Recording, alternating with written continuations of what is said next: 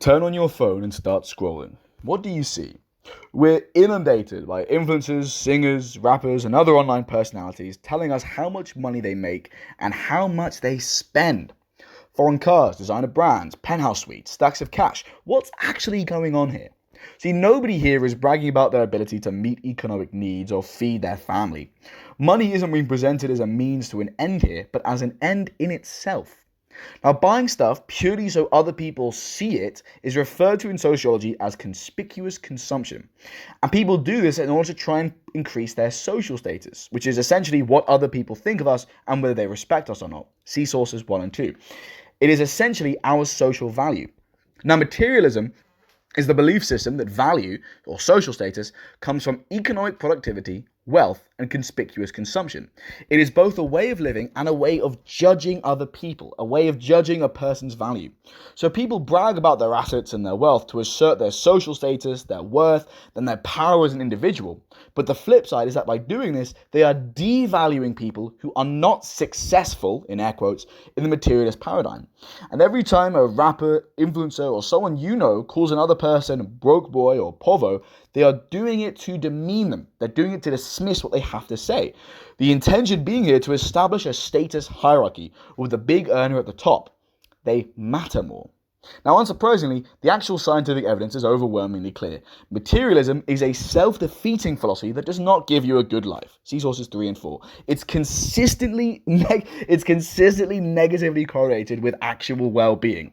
And in fact, human beings easily adapt to material gains. For example, the happiness of lottery winners spikes briefly after they win the lottery, and then over time it just returns to pre-win levels.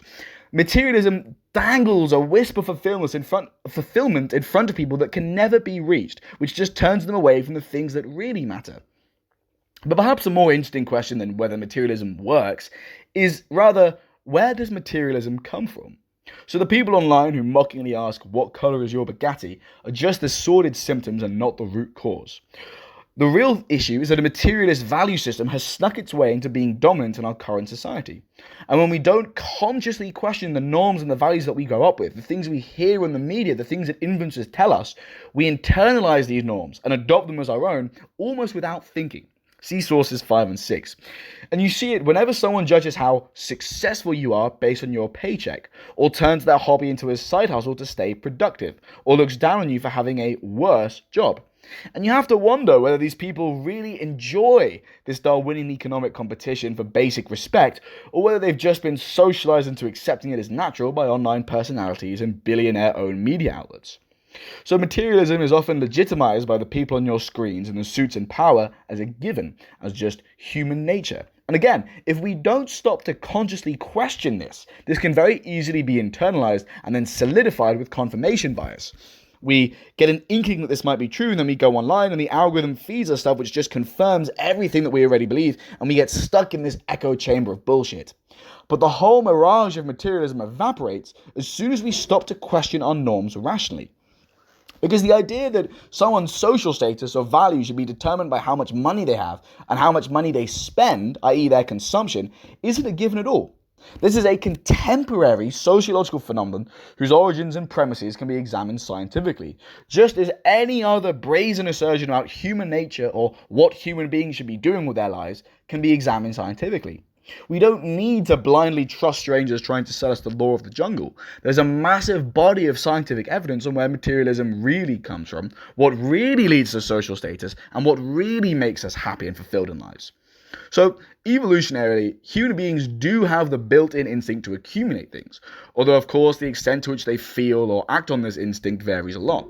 And we evolved this because it was an evolutionary adaptation which benefited us in the context for which it evolved, because we evolved to live as wandering hunter-gatherers. And in this context, it was important that our ancestors were motivated to gather and carry resources. And having an instinct to do this was useful because it was naturally limited by what we could carry at once. We were wandering around. And of course by the scarcity of resources in our ancestors' environment. So we had this sort of natural equilibrium between our instinct to do this and the environment imposing limitations onto the extent to which this instinct could be realized. And of course, this instinct was also in harmony with the many other survival adaptations in our psychological toolkit. For example, the evolved instincts to care, bond, cooperate, and share. See source 7.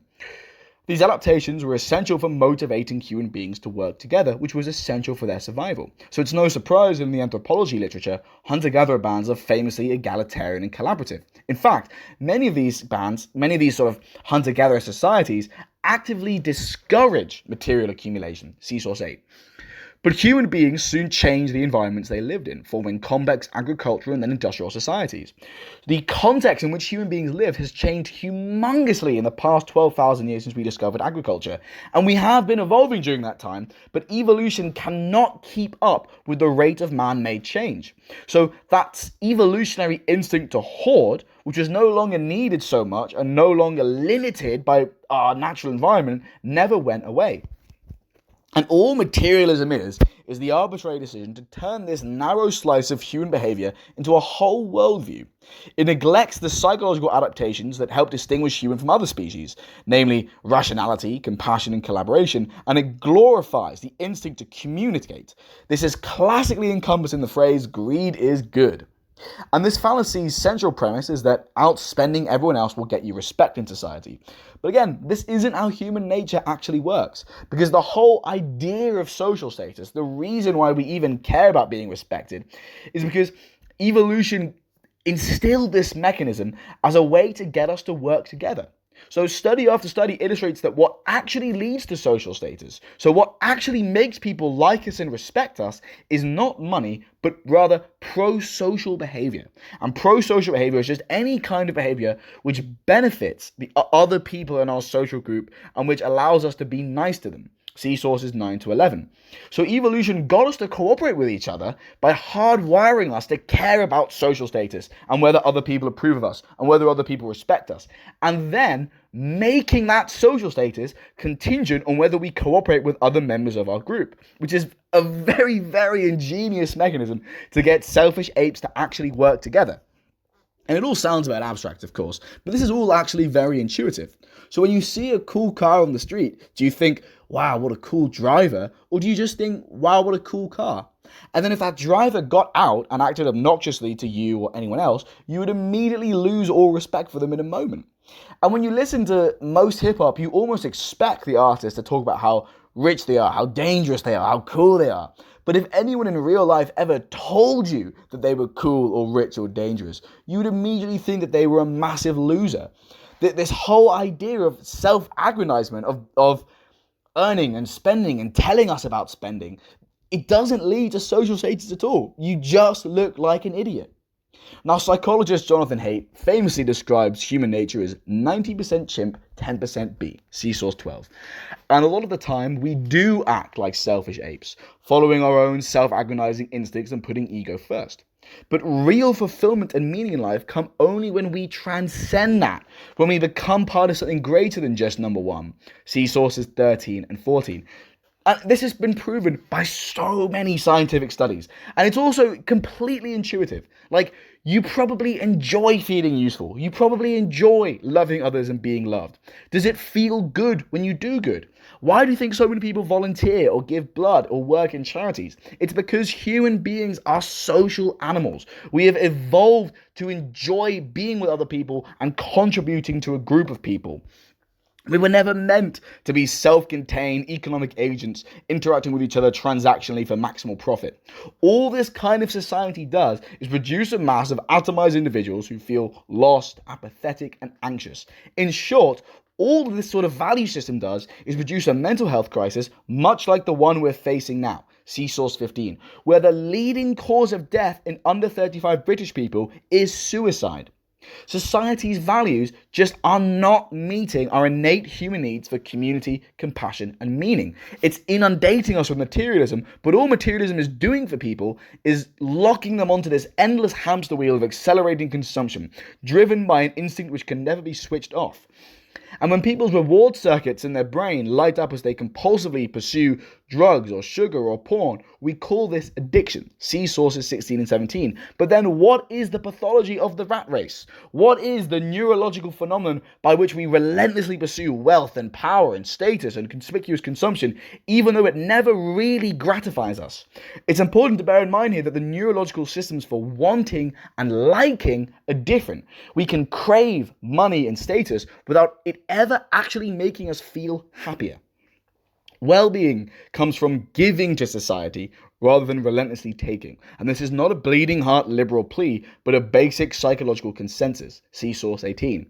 And it also comes from understanding that you are a human being, not just a consumer. And your needs are going to be better met by getting into nature with your friends or something, rather than just keeping up with the Joneses.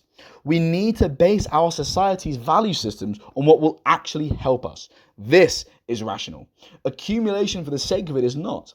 And in fact, as a value system, materialism is something of a cognitive shortcut. It's the logical fallacy that just because the instincts to hoard things and rise above others come to us easily and might feel good, that these should guide our behavior and morality. Think about how illogical this is. But ironically, materialism is often presented as something that's very clever. But whenever a materialist influencer spouts some pseudoscience online and his fellow victims congratulate him on his intellect, they're all subscribing to a belief system which requires the least introspection, logic, and wisdom to grasp. To return to the 90% chimp, 10% bee metaphor, materialism is a chimpanzee philosophy. It's the kind of value system that comes from no thought whatsoever because you just think to yourself, accumulating things feels good, and I've grown up in an environment where it's been encouraged. Therefore, it is good. It's the exact kind of value system that the predominantly competitive, acquisitive mindset of a chimpanzee would immediately resonate. And it's the exact kind of value system which that chimpanzee mindset preaches online. So whenever someone tries to flex what they have, what they're really drawing attention to is what they don't. The vacuity of materialism does not bring contentment. Get out of the grind, get into nature, and stop to smell the flowers. By dropping out of the rat race, you've already won.